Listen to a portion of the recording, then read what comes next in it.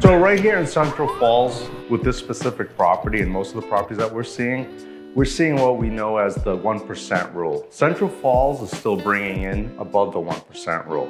If we see like this investment at a $500,000 for a triple decker with 3 bedrooms in each unit, plus a 4th that could be rented out, we're looking at a $6,000 a month income or cash flow.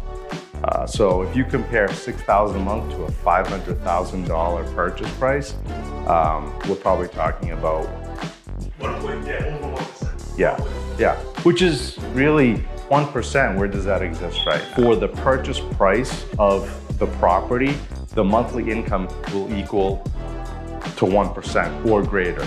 That's what we call basically like a slam dunk no-brainer for investors. What we call maybe a little bit of a higher threshold when it comes to the investor.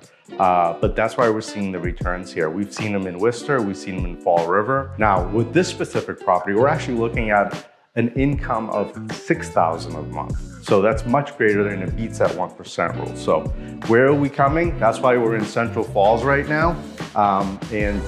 Like I said, it's probably one of the last frontiers when it comes to income properties.